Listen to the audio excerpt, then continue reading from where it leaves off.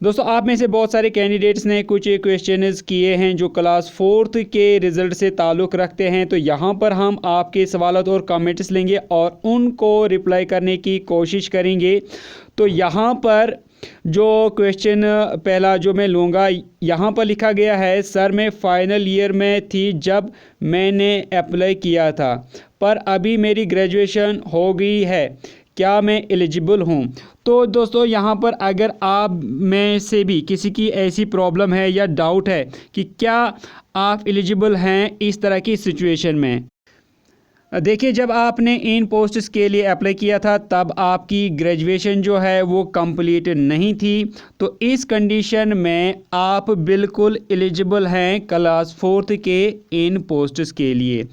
तो यहाँ पर आप ये भी याद रखें कि क्लास 4th की जो लास्ट डेट थी ऑनलाइन सबमिशन की, लास्ट डेट के बाद अगर किसी भी कैंडिडेट की कोई अदर जो डिग्री है वो कंप्लीट हो जाती है, ग्रेजुएशन है या कोई और जो हायर क्वालिफ़िकेशन है वो कंप्लीट हो जाती है क्लास 4th के जो फॉर्म्स हैं उनकी सबमिशन के लास्ट डेट के बाद, तो वो यहाँ पर मैटर नहीं करेगा, आप फिर भी इन पोस्ट्स के लिए एलिजिबल हो जाते हैं। नेक्स्ट जो सवाल आया है ये RBA जो इनकी कैटेगरी सर्टिफिकेट है उसके बारे में सवाल पूछा है। यहाँ पर ये लिखते हैं कि जब मैंने फॉर्म भरा था तब मेरी RBA जो है वो नहीं थी, तब मैंने ओपन मेरिट में फॉर्म जो है वो भरा था, लेकिन अब मेरी RBA जो है वो कंप्लीट है, तो क्या JKSSB को मैं अब क्लेम कर सकता हूँ RBA के लिए? तो देखिए जहाँ तक मेरा ख्याल है ये RBA की जो आपने सर्टिफिकेट हासिल की है, आप चाहते हैं कि अब आप अप्लाई करें इनके लिए, क्लेम करें, तो मेरे ख्याल से JKSSB इसको एंटरटेन नहीं करेगा। लेकिन मैं आपको एक सलाह देना चाहूँगा कि जो ईमेल आईडी है Jammu and Kashmir selection board ने जो क्लास 4th के कैंडिडेट्स के लिए रखी है, तो आप उस पे मेल ज़रूर करें और वेट करें कि वो क्या आपको रिप्लाई करेंगे। तो यहाँ पर मेरे ख्याल से वो ये बात नहीं मानेंगे जो आप RBA के बारे में कह रहे हैं। फिर से एक क्वेश्चन आया है ग्रेजुएशन से रिलेटेड। तो यहाँ पर ये फिर से लिखते हैं कि जब मैंने फॉर्म फिल किया था तो ग्रेजुएशन नहीं थी, पर अब जो है ग्रेजुएशन कंप्लीट है, तो कोई इशू तो नहीं होगा? जी बिल्कुल कोई इशू नहीं होगा। फॉर्म भरते वक्त अगर आपकी ग्रेजुएशन कंप्लीट नहीं थी तो आपको कोई प्रॉब्लम नहीं है। नेक्स्ट जो कमेंट आया है, सवाल आया है, मेरे पापा जॉब करते हैं लेकिन 5 पॉइंट्स मिले हैं, मैं मेल करूं या नहीं? तो मेरी यहाँ पर आपको ये सलाह है कि आप भी मेल करें। हालांकि आपके पापा जॉब करते हैं और आपको 5 पॉइंट्स भी मिले हैं जो कि आपको नहीं मिलने चाहिए, तो ऐसे सूरत में आप भी ईमानदारी शो करें, आप भी ईमानदारी दिखाएं और JKSSB को मेल करें कि मुझे भी 5 पॉइंट्स मिले हैं, हालांकि मेरे पापा जो हैं वो जॉब करते हैं। नेक्स्ट देखते हैं।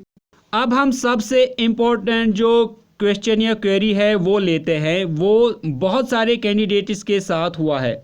यहाँ पर लिखा है, सर मेरे को 5 मार्क्स नहीं मिले हैं अनएम्प्लॉयड के, अब मैं क्या करूँ सर, प्लीज़ रिप्लाई। तो ये जो एरर है ये बहुत सारे कैंडिडेट्स के साथ हुआ है। अक्सर कैंडिडेट्स ये लिखते हैं कि अनएम्प्लॉयमेंट के जो 5 मार्क्स मिलने थे वो नहीं मिले हैं। तो यहाँ पर आपको याद ये रखना है कि आपकी फैमिली में ना तो पास्ट में कोई मुलाजिम होना चाहिए और ना ही प्रेजेंट में कोई मुलाजिम होना चाहिए। अगर ऐसा है कि आपकी फैमिली में ना प्रेजेंट में कोई मुलाजिम है और ना ही पास्ट में कोई मुलाजिम था, तभी आप इन 5 मार्क्स के लिए एलिजिबल हो जाते हैं।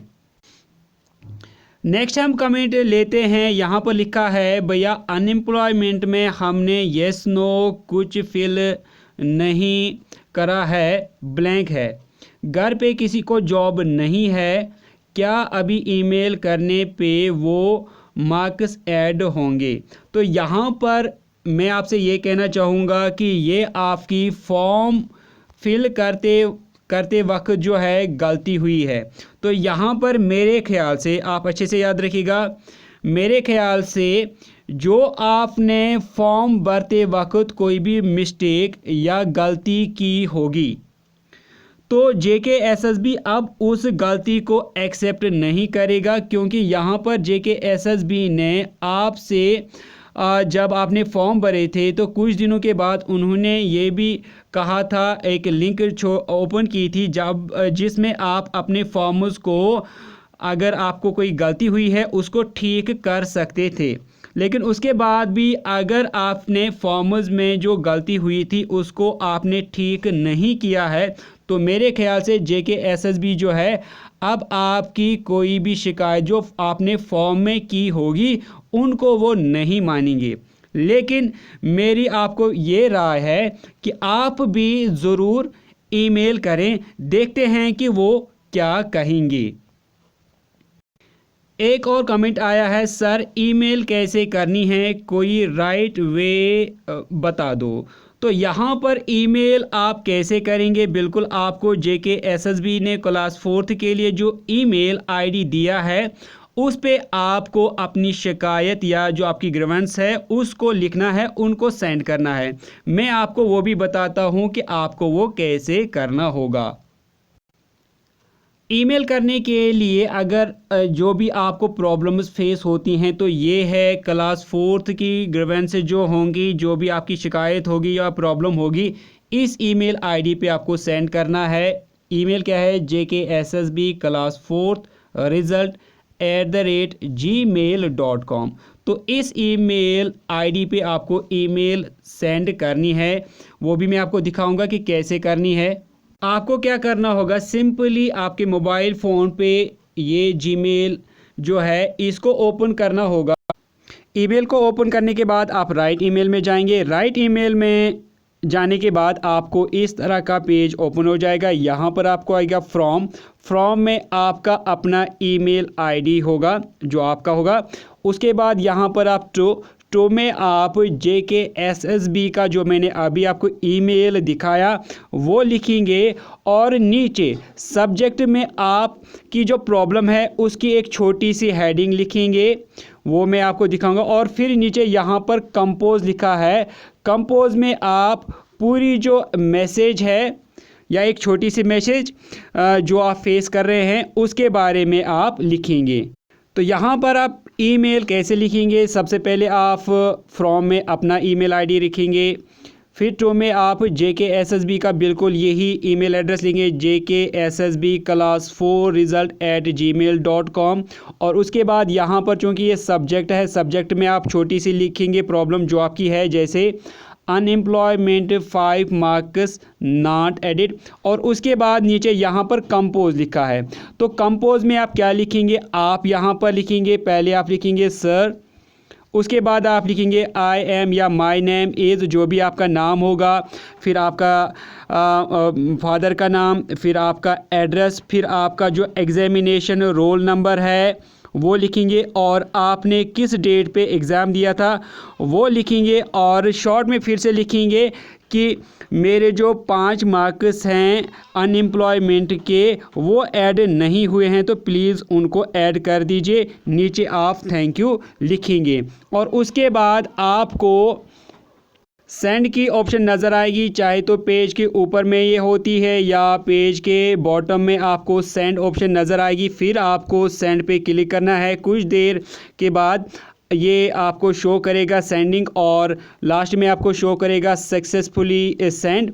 तो उसके बाद आप वेट करेंगे, अगर वहाँ से रिप्लाई आता है तो ठीक, अगर नहीं आता है तो फिर भी JKSSB जो है ये अपनी तरफ से आपकी क्वेरी को लेगा और आपकी प्रॉब्लम को सॉर्ट आउट करेगा।